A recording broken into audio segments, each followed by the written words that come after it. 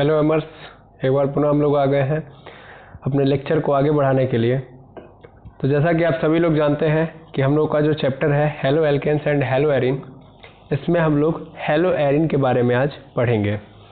इसके पिछले वाले लेक्चर में हम लोगों ने हेलो एरिन के बारे में कुछ बेसिक पॉइंट्स को समझ लिया था और उन बेसिक पॉइंट्स के साथ हम आगे बढ़ेंगे आज के लेक्चर में। तो चलिए स्टार्ट करते हैं आज के लेक्चर को। तो जैसे देखिए हेलो एरिन क्या होता है, तो मेनली हेलो एरिन में आपको मैंने बताया था कि क्या मिलेगा, आपको बेंजीन मिलेगा। हेलो एरिन में कौन मिलेगा, बेंजीन। और इस बेंजीन के साथ ही हमको किसको ऐड करना है सर, हैलोजन को। यानी बेंजीन में हम किसको ऐड कर देंगे, अगर हैलोजन को, तो फिर क्या बन जाएगा, हेलो एरिन बन जाएगा। ठीक है, बिल्कुल। और ये जो बेंजीन का स्ट्रक्चर है वो कौन सा स्ट्रक्चर है, यानी कैसा है, कैसा ऑर्गेनिक कंपाउंड है, तो ये एक और एरोमेटिक ऑर्गेनिक कंपाउंड है। कैसा organic compound, aromatic organic compound है। अब इसका मतलब क्या होता है, इसका मतलब ये होता है कि भाई इसमें कार्बन के बीच में डबल बॉन्ड और सिंगल बॉन्ड भी होगा और डबल बॉन्ड भी नजर आएगा। ठीक है, तो इसीलिए हम इसको क्या बोलेंगे, एरोमेटिक ऑर्गेनिक कंपाउंड बोलेंगे। चलिए अब हम ध्यान से समझें। तो इसके पहले में हम लोगों ने समझ लिया था, अब हम थोड़ा सा इंट्रोडक्शन को और आगे बढ़ाते हैं।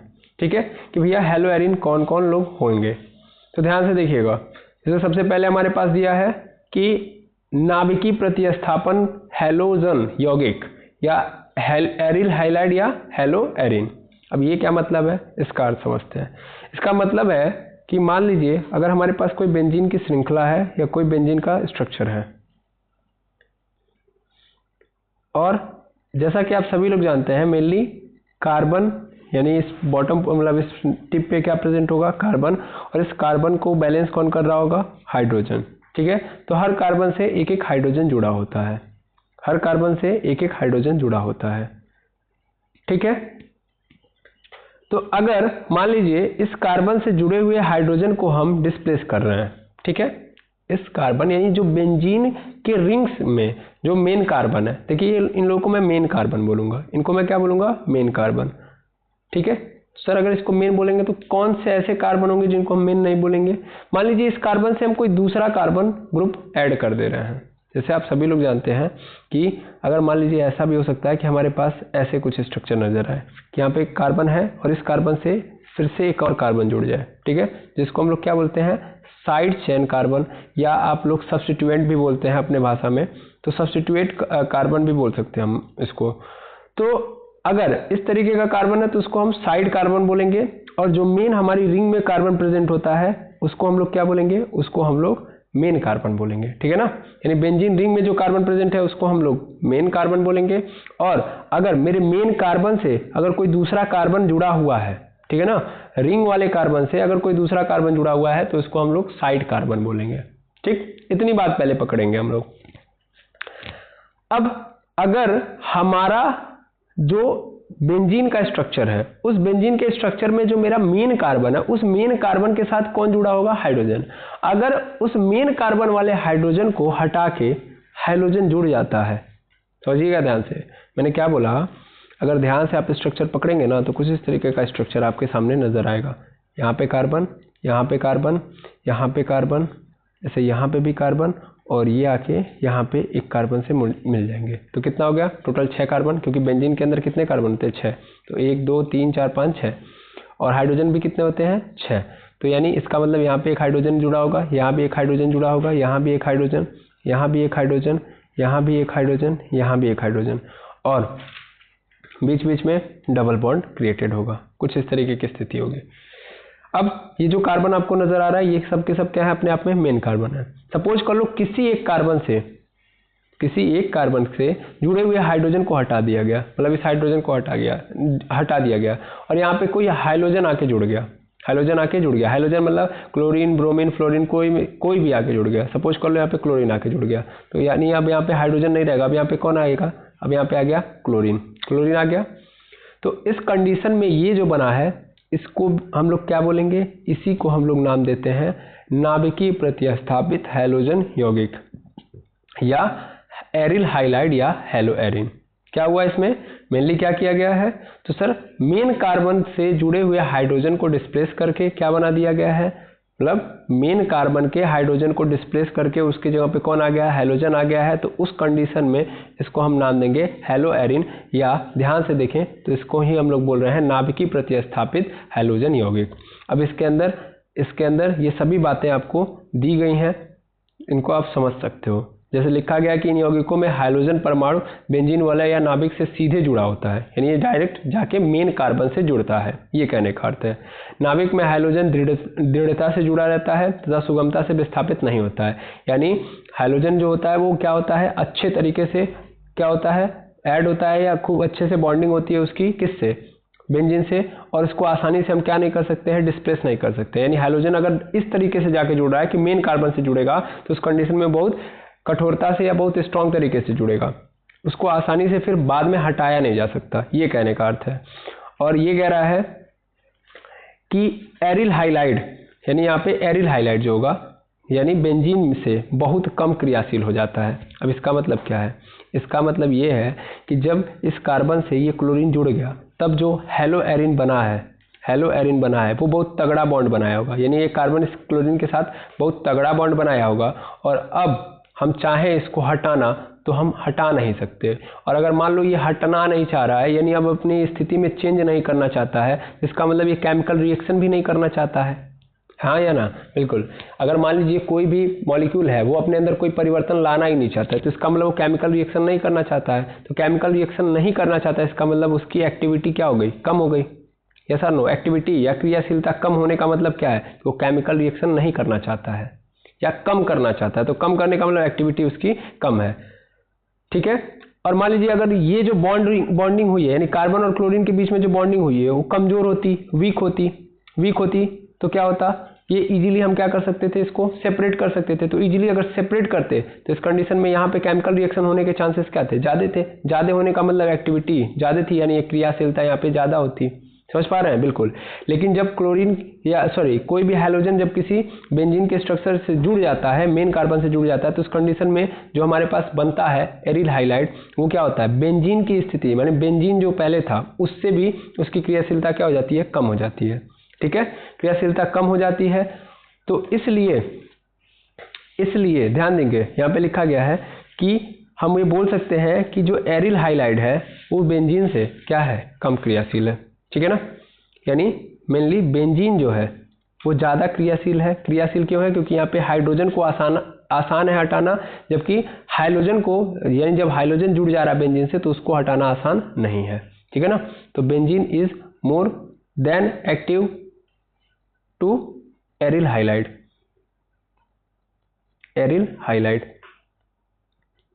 आई होप बात समझ में आ गई होगी।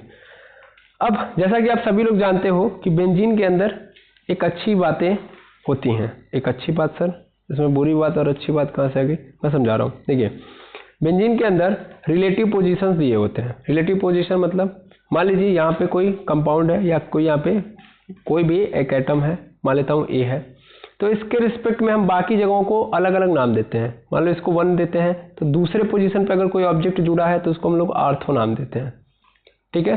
तीसरे नंबर पे जुड़ा हुआ है इस ए के रिस्पेक्ट में, तो उसको हम लोग पैरा नाम देते हैं, ठीक है, सॉरी मेटा नाम देते हैं। क्या नाम देते हैं, मेटा। और चौथे पोजीशन पे जुड़ा है इसके रिस्पेक्ट में, तो इसको हम पैरा नाम देते हैं। ये आप सभी लोगों को पता है, ठीक है।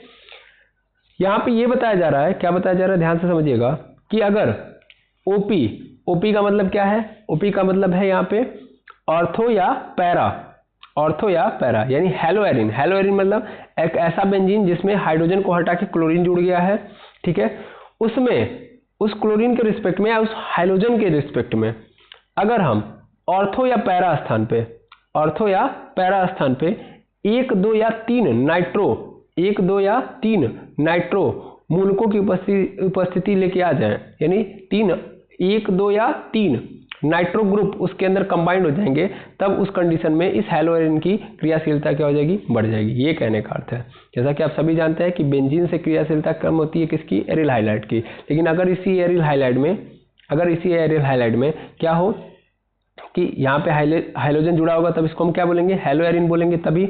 और इस हेलो एरिन में इसके ऑर्थो पोजीशन पे, ऑर्थो मतलब यहाँ पे दूसरे नंबर पे, या पैरा, पैरा मतलब चौथे नंबर पे, ये पहला नंबर है, ये दूसरा और ये चौथे नंबर पे जुड़ जाए, या फिर इधर से भी दूसरे नंबर पे जुड़ जाए, कौन, NO2, तो NO2 ग्रुप जुड़ जाता है, तब ये हेलोएरिन जो होता है वो क्या हो जाता है, क्रियाशील हो जाता है। क्रियाशील क्यों हो जाता है, क्योंकि हम यहाँ पे NO2 को आसानी से क्या कर सकते हैं, डिस्प्लेस कर सकते हैं। डिस्प्लेस कर देने से क्या होगा कि यानी ये केमिकल रिएक्शन इजीली कर सकता है, ठीक है ना। तो इस NO2 के कारण इसकी क्रियाशीलता क्या हो जाएगी, बढ़ जाएगी, ये कहना चाहता है। आई होप आपको समझ में आ गया होगा, और यहाँ पे यही बातें आपको लिख के भी दी गई हैं, ठीक है। देखिए यहाँ पे क्या दिख रहा है आपको, यहाँ पे NO2 यहाँ पे है, फिर यहाँ पे NO2 यहाँ और यहाँ दोनों जगहों पे है, और यहाँ पे NO2 यहाँ तीनों जगहों पे है, ठीक है। तो यहाँ पे आप इसका नाम देखेंगे, अच्छा नाम भी देख लीजिए, इसको हम क्या नाम देंगे, क्लोरोबेंजीन बोलेंगे, ठीक है ना। जो भी हाइड्रोजन जुड़ा होगा उसके साथ हम बेंजीन को ऐड कर देंगे, यानी फ्लोरीन है तो फ्लोरोबेंजीन, मतलब उसको बेंजीन के हमेशा आगे रखेंगे, और क्लोरीन है तो क्लोरोबेंजीन, ब्रोमीन है तो ब्रोमोबेंजीन, और आयोडीन है तो आयोडोबेंजीन, ठीक है। अब यहाँ पे देखेंगे क्लोरीन और नाइट्रो दोनों जुड़ गए हैं, तो फिर क्या हम देखेंगे, तो इसमें क्लोरो और नाइट्रो में सबसे पहले कौन आता है, नाइट्रो, तो हम सबसे पहले नाइट्रो को लेंगे, ठीक है ना, नाइट्रो, और यहाँ पे क्या है, नाइट्रो क्लोरोबेंजीन, ठीक है। यहाँ पे क्या हो जाएगा, 2 और 4 पे 2 ठो ग्रुप आ गए हैं, तो डाई नाइट्रो क्लोरोबेंजीन, यहाँ पे 2 4 6 तो ट्राई नाइट्रो क्लोरोबेंजीन, ठीक है। क्लियर है, बिल्कुल सर। अब आता है हमारे पास पार्श्व श्रृंखला प्रतिस्थापित हैलोजन यौगिक। अब इसको क्या होता है, क्या बोलते हैं हम लोग, या ये क्या होता है, इसको समझते हैं हम लोग। देखिए मेनली क्या होता है कि हमारे कार्बन के अंदर या हमारे बेंजीन के अंदर, ठीक है ना, ये कार्बन है, इसके साथ कौन जुड़ा हुआ है, हाइड्रोजन। यहाँ पे कार्बन है, यहाँ भी कार्बन है, यहाँ भी कार्बन है, यहाँ भी कार्बन है, यहाँ भी कार्बन है, ठीक है, यहाँ भी ऐसे ही, और हर कार्बन से क्या जुड़ा हुआ है, हाइड्रोजन जुड़ा हुआ है, ठीक है, हर कार्बन से हाइड्रोजन जुड़ा हुआ है। इस हाइड्रोजन को डिस्प्लेस करके कोई एल्किल ग्रुप जुड़ गया, ठीक है। तो अगर मैं ध्यान से देखूं तो सपोज कर लो मैंने यहाँ वाले हाइड्रोजन को हटाया और यहाँ पे क्या ऐड कर दिया, यहाँ पे कोई एल्किल ग्रुप ऐड कर दिया, ठीक है। और इस एल्किल ग्रुप के हाइड्रोजन, जैसे इस एल्किल ग्रुप को अगर मैं पकड़ूं तो इस एल्किल ग्रुप को भी अगर मैं मतलब एक्सपेंड करूं तो कुछ ऐसे होगा, बिल्कुल ये कार्बन जाके इससे जुड़ा होगा और यहाँ पे 3 हाइड्रोजन ऐसे जुड़े होंगे, ठीक है। अब इस एल्किल ग्रुप के देखिए, अभी हमारा हाइड्रोजन क्या कर रहा है, मेन कार्बन वाले के हाइड्रोजन को नहीं डिस्प्लेस कर रहा है, बल्कि ये एल्किल ग्रुप के हाइड्रोजन को क्या कर रहा है, हाइड्रोजन को डिस्प्लेस कर रहा है। यानी अभी जो मेरा हाइड्रोजन आएगा वो इस H को डिस्प्लेस करके आएगा, ठीक है। यानी अब यहाँ पे हाइड्रोजन हमारा जुड़ेगा, ठीक है।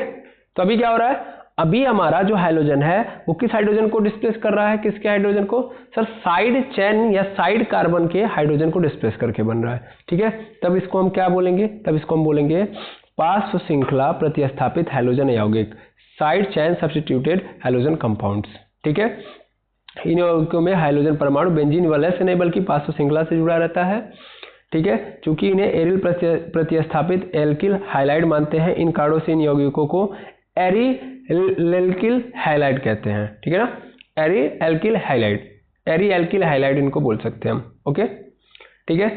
अब देखिए एरी-एल्किल हाइलाइड अगर बोलेंगे तो इनका नामकरण भी हम करेंगे तो कुछ अलग तरीके से करेंगे। जैसे देखिए यहाँ पे क्या हुआ है, CH2Cl हो गया है भाई, एक हाइड्रोजन CH3 होता है यहाँ पे, लेकिन उसके एक हाइड्रोजन हटा के Cl आ गया है, तो इसका नाम हम जब लिखेंगे तो क्या बोलेंगे, बेंजील क्लोराइड, ठीक है। यहाँ पे करेंगे तो क्या होगा, यहाँ पे देखिएगा,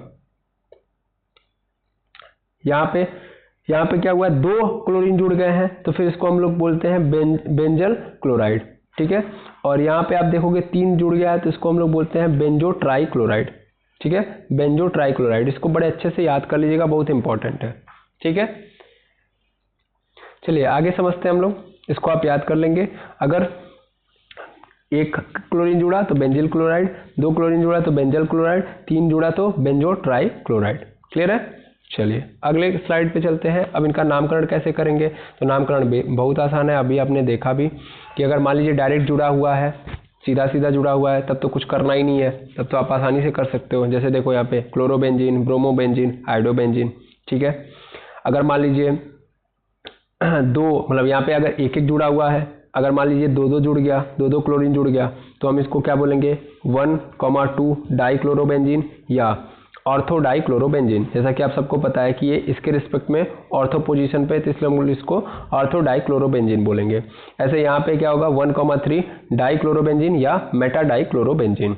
ठीक है, ऐसे ही तीसरे नंबर पे देखें कि अगर मान लीजिए अलग अलग हाइड्रोजन जुड़ गए हैं तो उसमें हम क्या देखते हैं, उसमें हम देखते हैं कि कौन अल्फाबेटिकल ऑर्डर में पहले आता है। तो देखिए 2 पे हमको पहले ब्रोमो मिलेगा, 1 पे हमको क्लोरो मिलेगा, यानी 2,1 होगा। यहाँ पे देखिएगा, यहाँ पे आप लिख सकते हैं 2,1 2,1 मैं बोल रहा हूँ, सॉरी।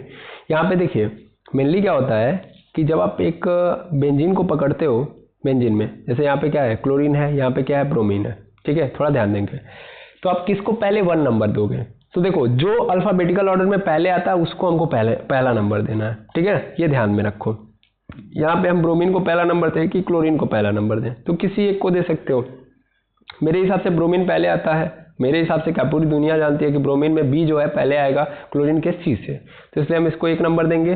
तो इसको हम क्या देंगे 2 नंबर।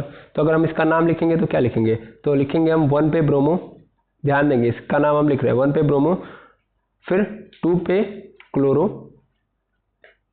पे क्लोरो और उसके बाद कुछ नहीं करना है, लिख देना है बेंजीन, खत्म। यहाँ पे देखिएगा बेंजीन का बी जो होगा वो क्या होगा स्मॉल होगा। ये सब बातें आप लोगों ने आईपीएससी में सीखी हुई हैं। ठीक है, तो इसका नामकरण हम कुछ इस तरीके से कर लेते हैं। ठीक है, ऐसे ही हम कुछ और ले लेते हैं कंपाउंड, जैसे कि हमारे पास एक और कंपाउंड है या एक और एल्डिल हाइलाइड है।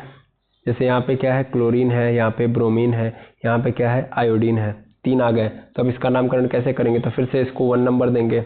अब 2 नंबर किसको दें, तो इसको 2 नंबर देंगे, फिर इसको 3, इसको 4, इसको 5 और इसको 6 देंगे, क्योंकि क्लोरीन का सी आयोडीन के आई से पहले आता है, तो इसलिए मैंने इसको पहले नंबर दिया। ठीक है, अभी इसका नामकरण करेंगे तो कैसे करेंगे, तो 1 पे हमको क्या मिल रहा है ब्रोमो मिल रहा है, तो 1 पे ब्रोमो हो गया। फिर 2 पे हमको क्लोरो मिला, तो 2 पे हम क्या लिखेंगे क्लोरो लिखेंगे। ठीक है, फिर 6 पे हमको क्या मिला है आयोडो, तो हम आयोडो लिखेंगे। फिर उसके बाद कुछ नहीं करना है, लिख देना है बेंजीन, खत्म। ठीक है, ये कब आप ऐसा करेंगे, जब आपका जो हाइड्रोजन है वो डायरेक्ट किससे जुड़ा होगा, डायरेक्ट बेंजीन के परमाणु बेंजीन से जुड़ा होगा, डायरेक्ट बेंजीन से जुड़ा होगा तब। ठीक है, बाकी आपको ये बताया ही जा चुका है कि ऑर्थो और मेटा और पैरा का क्या मतलब है। ठीक है, आई होप समझ में आ रहा होगा। चलिए नेक्स्ट स्लाइड पे देखें हम लोग।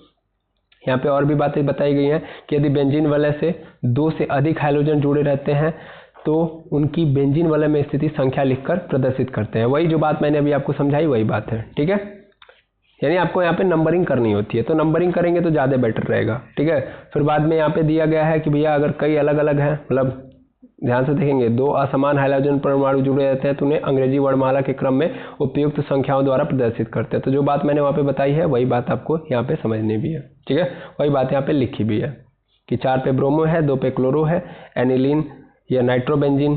देखो एनिलीन क्यों बोलते हैं, क्योंकि यहाँ पे NH2 जुड़ा हुआ है। ध्यान देंगे जब कभी भी इसको यहाँ पे याद रखोगे, क्या याद रखना है सर, कि बेंजीन में कभी भी क्या जुड़ जाए NH2 यानी एमीन ग्रुप जुड़ जाए, तब हम इस बेंजीन को क्या नाम देते हैं एनिलीन बोलते हैं। ठीक है, तो एनिलीन किसको बोलेंगे आप सभी लोग समझ गए, बिल्कुल। जब कभी बेंजीन से NH2 यानी एमीन ग्रुप जुड़े जाएगा तो हम इसको एनिलीन के नाम से जानेंगे। ठीक है, चलिए आगे बढ़े। बिल्कुल, अब आता है कि हैलोएरिन को यानी कैसे बनाया जाएगा। तो हैलोएरिन के विरेचन की विधियां, मेथड ऑफ प्रिपरेशन ऑफ हैलोएरिन। तो कैसे हैलोएरिन को बनाना है इसकी बात हम करेंगे यहाँ पे। तो जनरली आप देख पा रहे होंगे कि यहाँ पे अलग अलग तरीके बताए गए हैं। ठीक है, यहाँ पे हम बारी बारी समझते हैं। चलिए समझते हैं क्या क्या विधियां हैं। तो सबसे पहले कैसे हम बनाएंगे, तो एरिन के हैलोजनीकरण से, बाय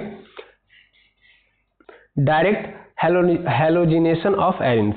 यानी क्या करना है हमको, तो ध्यान देंगे हमको कुछ करना नहीं है भैया, हमको लेना है एरोमेटिक हाइड्रोकार्बन। एरोमेटिक हाइड्रोकार्बन बोलने का मतलब ही आपको यहाँ पे समझ में आ जाना चाहिए कि बेंजीन को लेना है और उसमें हमको क्या करना है, उसका रिएक्शन करा देना है ब्रोमीन के साथ।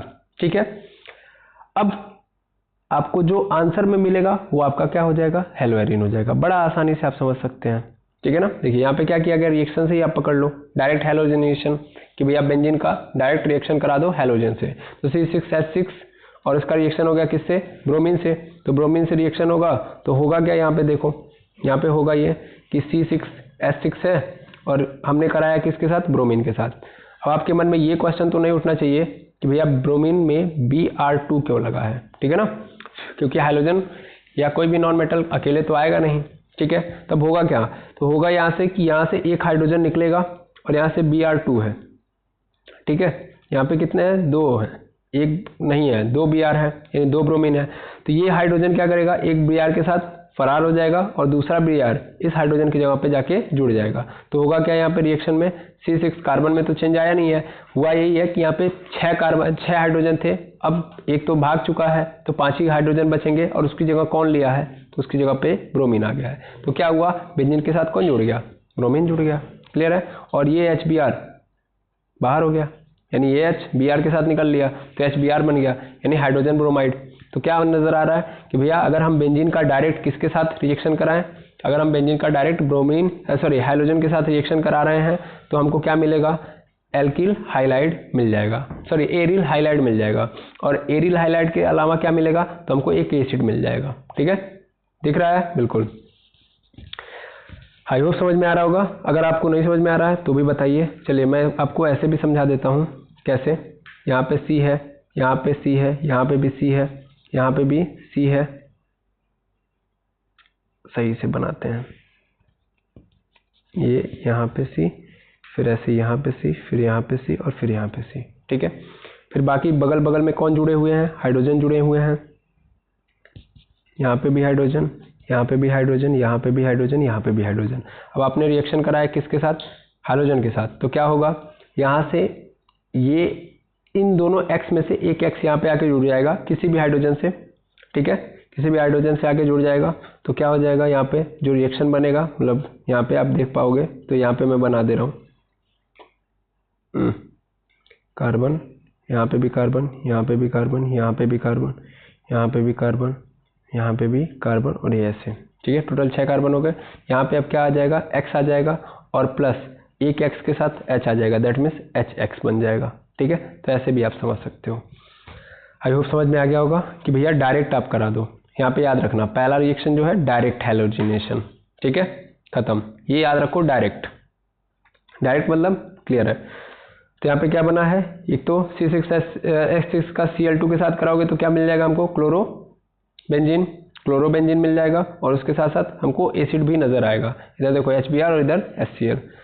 अब नीचे आते हैं, दूसरे तरीके को समझते हैं। तो दूसरा तरीका क्या है हमारे पास, चलिए दूसरा तरीका है हमारे पास भैया डाई एजोनियम समूह के हैलोजन द्वारा प्रतिस्थापन से। अब इसका मतलब क्या है, इसको समझिएगा, लिखा है डाई एजोनियम, यहाँ पे आपको रेड कलर से मैं समझा देता हूँ, उससे कुछ फर्क नहीं पड़ेगा, रेड कलर डालने से ब्लू कलर डालने से, समझने से मतलब है।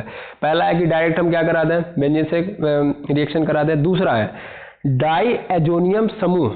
अब क्या होता है इसको मैं समझा रहा हूँ कि हाइड्रोजन द्वारा प्रतिस्थापन से।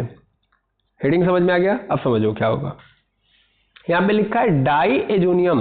अब आपके मन में चल रहा होगा ना कि डाई एजोनियम क्या बला है ना, कि ये डाई एजोनियम क्या होता है। तो चलिए मैं समझा रहा हूँ कि इसमें क्या होता है क्या नहीं होता है। मेनली होता क्या है कि हमारा जो बेंजीन है, इसमें हाइड्रोजन जो है ना, उसको शौक है किस चीज़ का, कि वो जब मन करे इधर से उधर होते रहे, ठीक है। तो मान लो कहीं का भी हाइड्रोजन है, वो अपना निकल लेता है और उसकी जगह पे कोई भी दूसरा आता है और उसकी जगह ले लेता है बड़े आसानी से। जो बेंजीन होता है इसलिए बड़ा क्रियाशील होता है, मतलब बहुत एक्टिव होता है। क्यों एक्टिव होता है, क्योंकि उसका जो हाइड्रोजन होता है, मतलब कार्बन से जुड़े हाइड्रोजन जो होते हैं वो बड़े चंचल होते हैं। उनको कोई भी आता है और वो देखता है तो अपने जगह को छोड़ देता है उनके सम्मान में, ठीक है, और अपने निकल लेता है, उनकी जगह पे कोई भी आ जाता है। तो मेनली होता क्या है कि किसको हम डाई एजोनियम समूह बोलेंगे, इसको समझिएगा। इसमें होता क्या है कि हाइड्रोजन की जगह पे इस बार कौन आ चुका है, इस बार आ चुका है N2X। सर N2X का मतलब, N2X मतलब यहाँ पे आप देख पाओगे, तो यहाँ पे देखो मेनली जो ही एक हाइड्रोजन जाएगा तब ये C6 तो रहेगा नहीं, ये हो जाएगा C6H6 नहीं रहेगा, C6H5 हो जाएगा, क्योंकि एक हाइड्रोजन तो फरार है। बाकी क्या है मेरे पास उस एक हाइड्रोजन की जगह पे आ चुका है N2X, ठीक है। अब ये कैसे काम चला रहे होंगे, तो सर उस कार्बन से, मतलब यहाँ वाले कार्बन से ये नाइट्रोजन जुड़ा होगा एक सिंगल बॉन्ड बनाया होगा, फिर ये डबल बॉन्ड बनाया होगा दूसरे नाइट्रोजन से। तो इस वाले नाइट्रोजन का तो कंप्लीट है, क्योंकि नाइट्रोजन को कितना कंप्लीट होने के लिए चाहिए, 3 चाहिए। इसने एक तो कार्बन के साथ बना लिया है, 2 नाइट्रोजन के साथ बना लिया। अभी दूसरे वाले नाइट्रोजन के पास पहुंचे तो दूसरे वाले नाइट्रोजन के पास 2 बन चुका है, लेकिन एक और चाहिए। तो ये जो एक है वो किसके साथ बना लेगा, उस हाइड्रोजन के साथ। तो इस तरीके से इनका स्ट्रक्चर होता है, ठीक है ना। कि भैया ये जो है कार्बन, ये आपका मेन कार्बन है, मेन कार्बन के साथ जो हाइड्रोजन से जो, मतलब देखिए ये कहाँ की जगह पे है, ये कार्बन हाइड्रोजन, और ये हाइड्रोजन की जगह पे ये पूरी की पूरी व्यवस्था बन जाती है, ठीक है। तब उस कंडीशन में हम इस बेंजीन को डाईएजोनियम क्लोराइड या डाईएजोनियम हाइलाइड बोलेंगे। क्या बोलेंगे, डाईएजोनियम हाइलाइड बोलेंगे, ठीक है। देखिए यहाँ पे सबसे पहले नंबर पे हमारे पास है भी वही चीज लिखा है। क्या लिखा है कि क्लोरीन या ब्रोमीन द्वारा, लिखा है ना, क्लोरीन या ब्रोमीन द्वारा। तो इसका मतलब समझिएगा, हम क्या लिए हैं, हम लिए हैं बेंजीन डाईएजोनियम क्लोराइड। फिर आपके मन में क्वेश्चन आ रहा होगा, बेंजीन डाईएजोनियम क्लोराइड किसको कहते हैं। फिर से मैं समझा दूं फिर से कि अगर बेंजीन के साथ क्या जुड़ जाए, N2X, क्या जुड़ जाए, N2X, तब हम इसको बोलेंगे बेंजीन डाईएजोनियम हाइलाइड। इसका नाम है ये, ठीक है, इसका नाम ही यही होगा। हाइलाइड के जहाँ पे जिस तरीके का हैलोजन रहेगा उस तरीके का नाम, ठीक है। जैसे मान लीजिए मैंने कोई बेंजीन लिया और इस बेंजीन में यहाँ पे क्या जुड़ा है, N2Cl जुड़ा है, तब इसको हम क्या नाम देंगे, इसको हम नाम देंगे बेंजीन डाई, बेंजीन ऐसे रहेगा पहले तो, डाईएजोनियम क्लोराइड, ठीक है, पहली बात, ठीक, गुड। अगर मान लीजिए यहीं पे क्या है, क्लोरीन ना दिया हो, क्लोरीन की जगह पे क्या आ गया, क्लोरीन की जगह पे आ गया, सपोज कर लीजिए Cl आ गया, F आ गया, क्या आ गया, F। तो अगर F आ गया तब हम क्या बोलेंगे, तब इसको हम बोलेंगे benzene diazonium fluoride. I hope समझ में आ गया होगा। बिल्कुल सर, किसको हम डाईएजोनियम समूह बोलेंगे, तो डाईएजोनियम समूह मतलब N2X, क्लियर है। किसकी जगह पे है ये, तो हाइड्रोजन को डिस्प्लेस करके ये आया हुआ है। चलिए अभी इसी बात को यहाँ पे समझते हैं कि यहाँ पे क्या होगा। तो एक्चुअल में होने वाला है यहाँ पे कि भैया इस डाईएजोनियम समूह को हटाया जाएगा। देखिए जैसा कि आप जानते हैं यहाँ पे हेडिंग क्या थी हमारे पास कि डाईएजोनियम समूह के हाइड्रोजन द्वारा प्रतिस्थापन से, कि भैया ये जो N2X का जो ग्रुप है इसको हटा के इसकी जगह पे कौन आ जाएगा, मेनली हाइड्रोजन ही केवल बचेगा या हाइड्रोजन ही रहेगा। तो उस तरीके से हम हैलो एरिन का निर्माण करेंगे। हम मेनली क्या पढ़ रहे हैं, हम प्रिपरेशन पढ़ रहे हैं कि कैसे, सॉरी मेथड पढ़ रहे हैं कि कैसे हम प्रिपेयर कर सकते हैं हैलो एरिन को। तो पहला हम लोगों ने देखा कि डायरेक्ट बेंजीन को किससे रिएक्ट करवा दो, सर रिएक्ट करवा दो हाइड्रोजन से। दूसरा देख रहे हैं कि अगर मान लो बेंजीन है और उस बेंजीन में डाईएजोनियम समूह है तो उस डाईएजोनियम समूह को हटा के उसकी जगह पे किसको रख दो, हाइड्रोजन को रख दो, यानी हाइड्रोजन आएगा डाईएजोनियम समूह को हटा देगा और उसके बाद जो बनेगा वो हैलो एरिन हमारे पास होगा, ठीक है। तो सबसे पहला बोला है कि क्लोरीन या ब्रोमीन द्वारा। अब देखो होगा क्या यहाँ पे, देखो तो मेनली क्या हुआ है, मेनली यहाँ पे C6H5 है, यहाँ पे N है, देखिए N डबल बॉन्ड N और इस N के साथ कौन जुड़ा हुआ है, Cl। तो इसमें से क्या निकल जाएगा, इसमें से ये जो N डबल बॉन्ड N है वो क्या हो जाएगा, निकल जाएगा। और वो किस फॉर्म में निकलेगा, नाइट्रोजन के फॉर्म में, N2 के फॉर्म में, ये निकल लिया। और उसके बाद तब क्या बचा, तो उसके बाद बचा है C6H5 और Cl तो रहेगा ही रहेगा, तो C6H5 Cl। अब जिनके मन में ऐसा हो रहा हो कि सर नाइट्रोजन के साथ बैलेंस है, बिल्कुल नाइट्रोजन के साथ ही क्या कर लेगा, 3 बॉन्ड बना के अपना आराम से रहेगा, ठीक है। तो इस तरीके से व्यवस्था चल रही होगी, ठीक है। अब देखिए यहाँ पे क्लोरीन हो गया और ब्रोमीन द्वारा भी ऐसे होगा, यानी अगर मान लीजिए हमारे पास क्या हो, बेंजीन डाईएजोनियम क्लोराइड या बेंजीन डाईएजोनियम ब्रोमाइड, अगर ये दोनों हैं तो हम आसानी से कर सकते हैं। जैसे C6H5 N double bond N, यहाँ पे ब्रोमीन, फिर से यहाँ पे N डबल बॉन्ड N निकल लेगा और यहाँ पे क्या हो जाएगा, बाहर हो जाएगा नाइट्रोजन गैस के रूप में और C6H5Br, ठीक है। यानी ये क्या हो गया, ब्रोमोबेंजीन, इधर क्या बना, क्लोरोबेंजीन। तो क्लोरीन या ब्रोमीन द्वारा हम क्या कर रहे हैं, डायजोनियम समूह को डिस्प्लेस कर दे रहे हैं और क्या बना रहे हैं, एरिल हाइलाइड या हेलो एरिन बना दे रहे हैं। लेकिन इसमें कुछ स्पेसिफिकेशन की भी बात की गई है, जैसे कि भैया ये जब हम लेंगे, जब हम ये मतलब डिस्प्लेस करेंगे तो उसके लिए हमको कुछ और चीज़ों की ज़रूरत पड़ेगी, जैसे क्यूप्रस क्लोराइड और हाइड्रोक्लोरिक एसिड। उनकी उपस्थिति में, उनके प्रेजेंस में हमको क्या करना है, हीट करना है, तब जाके हमको क्या मिलेगा, क्लोरोबेंजीन या ब्रोमोबेंजीन मिलेगा। ध्यान देंगे, यानी जब भी हम चाह रहे हैं कि डाइएजोनियम क्लोराइड या डाइएजोनियम ब्रोमाइड से क्या बनाना, क्लोरोबेंजीन या ब्रोमोबेंजीन बनाना, तो उस कंडीशन में हमको क्या करना पड़ेगा, क्यूप्रस क्लोराइड और हाइड्रोक्लोरिक एसिड को के प्रेजेंस में हमको उस पूरे स्ट्रक्चर को, यानी इस पूरे को हीट करना पड़ेगा। किसके प्रेजेंस में, इनके प्रेजेंस में। क्लियर है, तब जाके हमको क्या मिलेगा, क्लोरोबेंजीन और ब्रोमोबेंजीन मिलेगा। ठीक है, और इसी अभिक्रिया को हम लोग क्या नाम देते हैं, इस अभिक्रिया को हम लोग सैंडमेयर अभिक्रिया कहते हैं। ताम्रचूर्ण के साथ अभिक्रिया को गाटरमान अभिक्रिया कहते हैं। मान लीजिए अगर हम क्या ले रहे हैं, देखिए ताम्रचूर्ण। अब ताम्रचूर्ण का मतलब क्या है, कॉपर सल्फेट।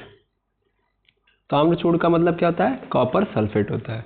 ठीक है, तो अगर नॉर्मली हम ऐसे ले रहे हैं कि भैया CuCl2 HCl या CuBr2 HBr, ध्यान से देखेंगे, जैसा हम लेंगे, यहाँ पे इंपॉर्टेंट है।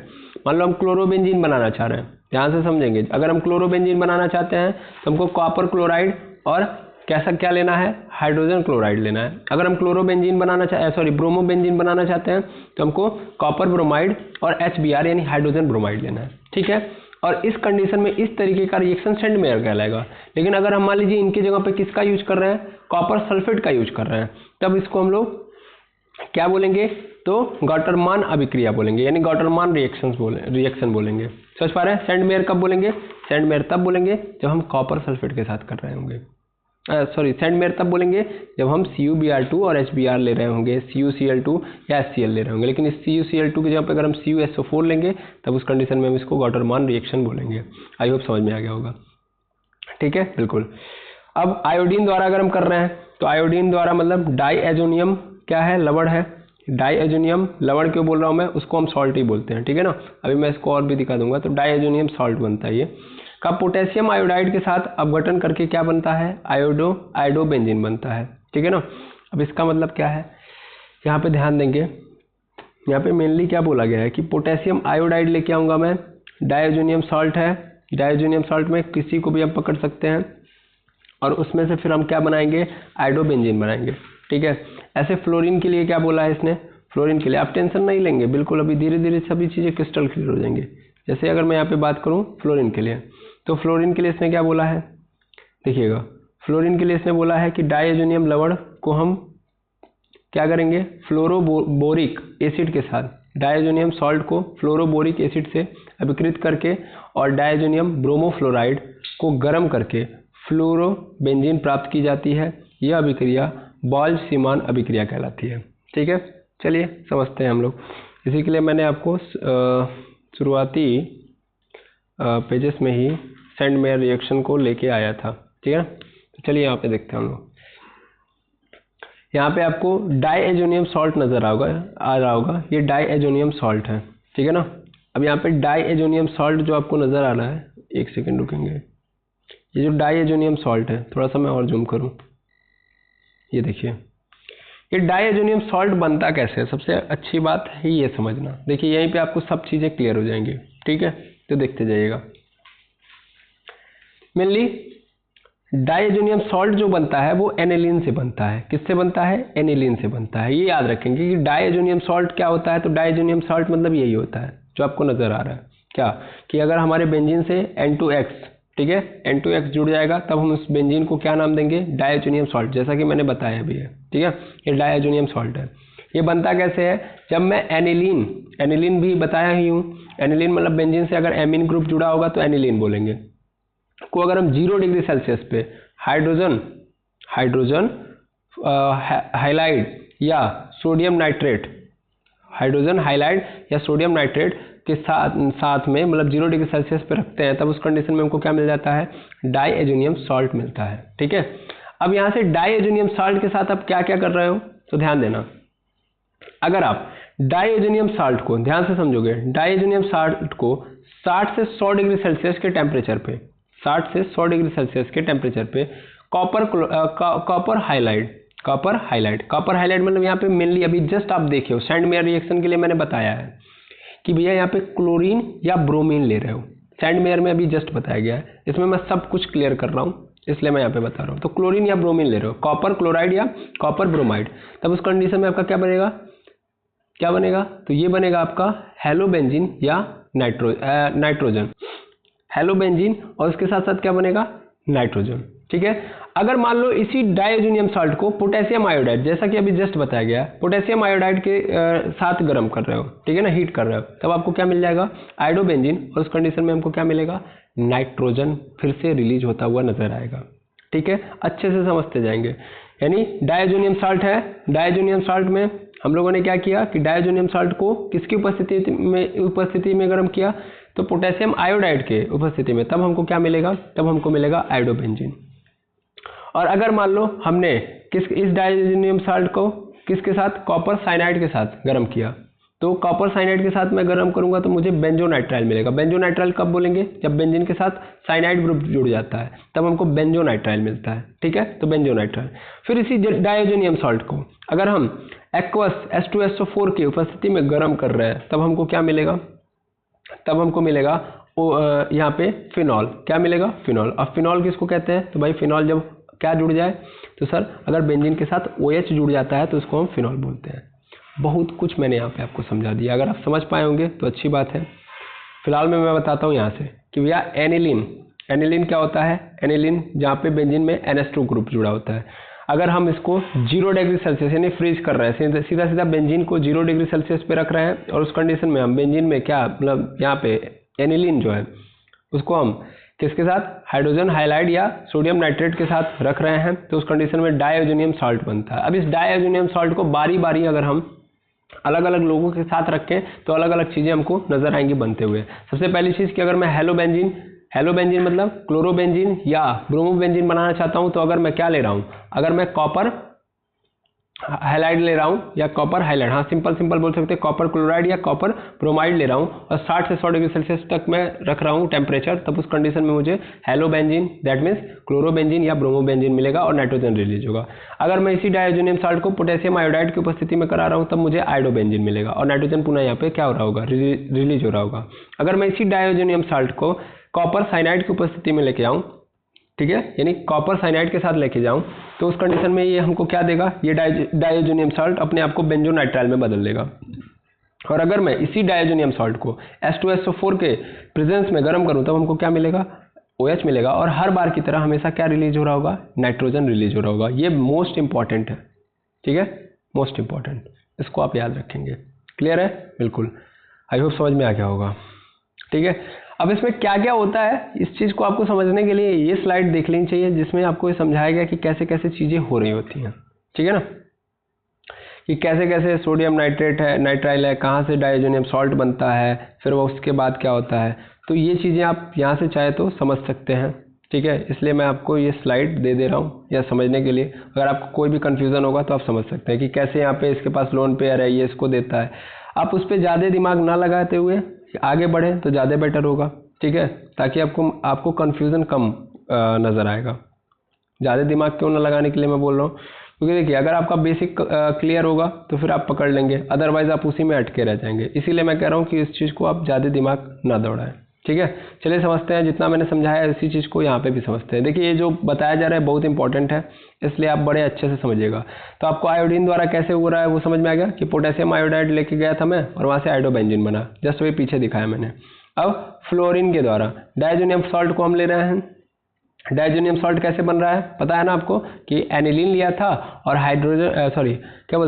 हाइड्रोजन हाइलाइड और सोडियम नाइट्रेट की को लेके, मतलब उसके प्रेजेंस में हम 0 डिग्री सेल्सियस पे रख रहे हैं, तब हमको डाइओजेनियम सॉल्ट मिल जा रहा है। यानी हमको किससे मिलेगा? एनिलीन से ही डाइओजेनियम सॉल्ट मिलेगा। अगर हम उसको फ्लोरोबोरिक एसिड से अभिकृत करके और डाइओजेनियम ब्रोमोफ्लोराइड को गर्म करके फ्लोरोबेंजीन प्राप्त करते हैं। ध्यान दीजिएगा, क्लोरोब्रोमो प्राप्त करना है आसान है, आयोडोबेंजीन प्राप्त करना है तो थोड़ा सा चेंज करना पड़ेगा, और फ्लोरोबेंजीन अगर प्राप्त करना है तो थोड़ा सा और चेंज करना पड़ेगा। वही ये बात यहाँ पे लिखी गई है। ओके, तो हर कंडीशन के लिए अलग बातें हैं। अगर मैं फ्लोरोबेंजीन चाहता हूँ तो उसके लिए मुझे ये प्रक्रिया अपनानी पड़ेगी, आयोडोबेंजीन चाहता हूँ ये प्रक्रिया अपनानी पड़ेगी, और अगर मैं क्या चाहता हूँ, अगर मैं चाहता हूँ क्लोरोबेंजीन और ब्रोमोबेंजीन तो मुझे ये प्रक्रिया अपनानी पड़ेगी। ठीक है, नीचे इसी चीज़ को एक्सप्लेन किया गया है। ठीक है, देख लीजिए यहाँ पे क्या एक्सप्लेन किया गया है कि भैया अगर मैं ब्रोमीन वाली स्थिति चाहता हूँ तो उसके लिए मुझे क्या करना पड़ेगा, जो पीछे अभी जस्ट बताया गया वही है। तो इसी को हम लोग सेंड मेयर रिएक्शन बोलते हैं। ठीक है, और इसके अलावा यहाँ पे हम अगर क्या कर लेते हैं, अगर हम कॉपर का पाउडर ले लेते हैं, कॉपर का चूर्ण ले लेते हैं, तो उस कंडीशन में हमको क्या मिल जाएगा, उस कंडीशन में मुझे यहाँ पे मेनली एनिलीन से, देखिए इसने क्या बनाया है, एनिलीन से इसने भी क्या बनाया है, डायजोनियम सॉल्ट बनाया है। फिर डायजोनियम सॉल्ट से इसने क्या बनाया है, डायजोनियम सॉल्ट से इसने क्लोरोबेंजीन बनाया हुआ है। तो इस कंडीशन में जब हम क्या कर रहे हैं, कॉपर को ले रहे हैं, मेनली कॉपर का पाउडर यूज करेंगे, तब इसको हम गॉटरमान रिएक्शन बोलेंगे। आई होप समझ में आ गया होगा। गॉटरमान रिएक्शन कब बोलेंगे, सेंड मेयर रिएक्शन कब बोलेंगे। फिर अगले कंडीशन में आइए जहाँ पे हम लोग क्या बनाएंगे, ये सभी चीज़ें आप देख लीजिए बड़े अच्छे से। ठीक है, देखिए यहाँ पे है आपका कि कैसे हम लोग पोटेशियम आयोडाइड से क्या बना रहे हैं, आयोडोबेंजीन बना रहे हैं। तो देखिए आयोडोबेंजीन बनाने के लिए यहाँ पे हमारे पास रिएक्शन है। फिर उसके बाद ये फ्लोरोबोरिक जो एसिड था वो वाली समस्या आपको नज़र आ रही थी, इसको भी आप देख लीजिए कि भैया एनिलीन पकड़ा, एनिलीन से हमने सबसे पहले डायजोनियम सॉल्ट बनाया। डायजोनियम सॉल्ट में हम लोगों ने किसकी उपस्थिति दर्शाई, यहाँ पे फ्लोरोबोरिक एसिड। फ्लोरोबोरिक एसिड मतलब HbF4। ठीक है, HbF4। उसके बाद फिर क्या बना, उसके बाद फिर हमारे पास आया है बोरोफ्लोराइड। ठीक है ना, सीधा सीधा बोलिएगा, डायजोनियम बोरोफ्लोराइड। ठीक है, और फिर इसको जब हीट किया तब हमको क्या मिला, तो हमको मिला है फ्लोरोबेंजीन। ठीक है, यहाँ पे ध्यान देंगे, यहाँ पे N2BF4 है, N2BF4 है। क्लियर है, बिल्कुल। तो एक बार पुनः रिएक्शंस को देख लेते हैं ताकि आपकी ये पूरी कहानी समझ में आ जाए। सेंड मेयर रिएक्शन आपको अच्छे से समझ में आना चाहिए कि कैसे आप ये बनाओगे, कैसे आप आयोडीन मतलब आयोडोब्रोमीन बनाओगे, कैसे आप फ्लोरोबेंजीन बनाओगे, आयोडोबेंजीन बनाना कैसे है, फ्लोरोबेंजीन कैसे बनाना है, क्लोरोबेंजीन कैसे बनाना है, ब्रोमोबेंजीन कैसे बनाना है, ये सब के सब इस रिएक्शन से ही आपको समझ में आ जाने चाहिए। सबसे पहला सेंड मेयर रिएक्शन पुनः देख लीजिए कैसे हो रहा है सब कुछ। एनिलीन से हमने क्या बनाया, यहाँ पे एनिलीन से सर हमने यहाँ पे क्या बोलते हैं, बेंजीन डाइएजोनियम क्लोराइड बनाया। फिर उसके बाद हम लोगों ने क्लोरोबेंजीन बना लिया। फिर ऐसे ही डायजोनियम मतलब डायजोकरण किया। फिर से हम लोगों ने क्या किया, यहाँ पे बेंजीन का डाइएजोनियम ब्रोमाइड लिया और यहाँ से बेंजीन बना लिया। फिर नीचे आया, जब यहाँ पे हम लोगों ने क्या ले लिया, यहाँ पे हम लोग क्या ले रहे थे, यहाँ पे मेनली हम लोग ज़्यादातर CuCl2 ले रहे थे, क्या बोलते हैं CuBr2 ले रहे थे, और HCl और HBr ले रहे थे। देखिए यहाँ पे CuCl2 ले रहे थे, CuBr ले रहे थे, और HBr ले रहे थे, HCl ले रहे थे। लेकिन अगर हम उसकी जगह पे क्या लेने लगे, कॉपर लेने लगे, तब यही क्या बन जाता है, गॉटरमान रिएक्शन। ठीक है ना, ये तो सिंपल था। इसके बाद हम लोगों ने देखा कि ये जो दोनों रिएक्शन है वो क्या बता रहे हैं कि कैसे क्लोरोबेंजीन और ब्रोमोबेंजीन बनाते हैं। अब हम अगला देख रहे हैं यहाँ पे, तो ये हमको बता रहा है कि कैसे हम लोग आयोडोबेंजीन बनाएंगे। तो आयोडोबेंजीन बनाने के लिए हमारे पास क्या रिएक्शन यहाँ पे है कि भैया ये लिया एनिलीन से क्या बनाया, एनिलीन से हम लोगों ने बना दिया डायजोनियम सॉल्ट। डायजोनियम सॉल्ट से हम लोगों ने क्या बना दिया, डायजोनियम सॉल्ट से हम लोगों ने क्या बना दिया, आयोडोबेंजीन बना दिया। ठीक है, फिर इसी तरीके से हम लोगों ने यहाँ पे देखा कि कैसे हम लोग फ्लोरोबेंजीन बनाएंगे। तो फ्लोरोबेंजीन बनाने के लिए हम लोगों ने फिर से क्या लिया, एनिलीन से डायजोनियम सॉल्ट। फिर इसको हम लोगों ने किसके साथ रिएक्ट कराया, फ्लोरोबोरिक एसिड से। फिर फ्लोरोबोरिक एसिड से हमारे पास जो आया है वो क्या आया है, डायजोनियम बोरोफ्लोराइड है। ये बोरोफ्लोराइड है, याद रखेंगे बोरोफ्लोराइड, क्योंकि यहाँ पे बोरॉन है, बी से मतलब बोरॉन है, ध्यान देंगे। फ्लोरोबोरिक एसिड मतलब HbF4 और बी मतलब बोरॉन होता है, तो बोरोफ्लोराइड बना। फिर इसको जब गर्म किया तो गर्म करने से हमको क्या मिल गया, हमको मिल गया फ्लोरोबेंजीन। तो इस तरीके से सेंड मेयर रिएक्शन होता है। आई होप आपको यहाँ तक समझ में आ गया होगा। अब हमारे पास आता है हुन्स डिकर रिएक्शन। हुंस-डिकर रिएक्शन आपको हेलो एल्केन के अंदर भी मिला था। तो इसमें हम क्या करेंगे, तो मेनली ये भी हमारे लिए बहुत आसान है, क्योंकि हम लोगों ने इससे पहले वाला रिएक्शन हेलो एल्केन के अंदर देखा था, तो वैसे ही यहाँ पे भी करना है। तो क्या करना है भैया, तो कोई भी हमको क्या लेना है, एरोमेटिक कार्बोक्सिलिक एसिड के रजत लवणों को क्या करना है आपको, ब्रोमीन के साथ CCl4 विलायक की उपस्थिति में अभिकृत कराया जाता है। प्लस सेम वही काम करना है जो इसके पहले हम लोग लेते थे, ठीक है ना। ये कार्बोक्सिलिक सिल्वर कार्बोक्सिलिक है, या ऐसे बोल सकते हैं सॉल्ट ऑफ सिल्वर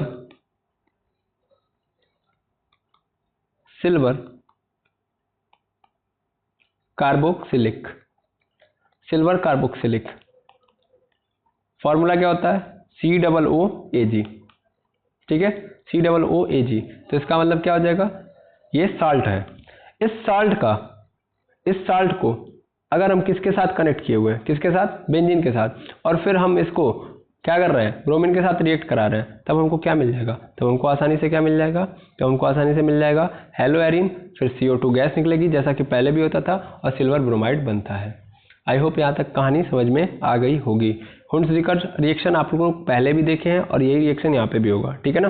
फिर से मैं लिख देता हूँ, C6H5 है, COO, फिर बगल में Ag, हमेशा यही रखना है। और जो बनाना चाहते हैं, मतलब ब्रोमो बेंजीन बनाना चाहते हैं, तो आप ब्रोमो को लेके आइए, यानी Br2 रिएक्शन होगा, क्या हो जाएगा हमारे पास C6H5, यहाँ से एक Br आ जाएगा, और यहाँ पे 2 Br थे, तो 2 Br में से एक तो Ag लेके निकल लिया, तो क्या हो जाएगा AgBr, और दूसरा क्या होगा, दूसरा Br तो यहाँ पे चला गया, और बाकी COO बचा है, तो CO2 खत्म। इस तरीके से आपको करना है। आई होप आपको हुंस-डिकर रिएक्शन समझ में आ गया होगा, ठीक है। तो आपको अभी तक हुंस-डिकर रिएक्शन तक अच्छे से क्लियर हो गया होगा। बाकी के जो रिएक्शन है वो हम नेक्स्ट वीडियो में देखेंगे। आज के लिए हम इतना ही रखेंगे ताकि आपको ज़्यादा दिक्कत ना हो। तो आप क्या करेंगे, आज जितना भी बताया गया उसको अच्छे से लिखेंगे, पहले तो लिख लेंगे, फिर उसको अच्छे से तैयार कर लेंगे, ताकि जब हम आगे बढ़ें तो आगे की चीज़ों को हम पकड़ते हुए जाएं। और याद रखें कि जब आप ये पूरा कर लें, यानी जितना आज पढ़ा है आपने, उस पूरे को एक पेज के अंदर समराइज करने का प्रयास करें, ठीक है। इन जो भी आज रिएक्शन बताए गए हैं उसको एक पेज के अंदर समराइज करें, ताकि आप इजीली याद कर पाएँ, ठीक है। इसी उम्मीद के साथ कि आपको सभी बातें समझ में आई होगी, मैं आज इस लेक्चर को क्या करूँगा, यहीं पे एंड करूँगा। अगर आपको कोई भी चीज़ नहीं समझ में आई है तो आप ज़रूर कमेंट करें, ताकि मैं आपको नेक्स्ट वीडियो में बता सकूँ। इस उम्मीद के साथ यहीं पे वीडियो को एंड करता हूँ। Thank you very much.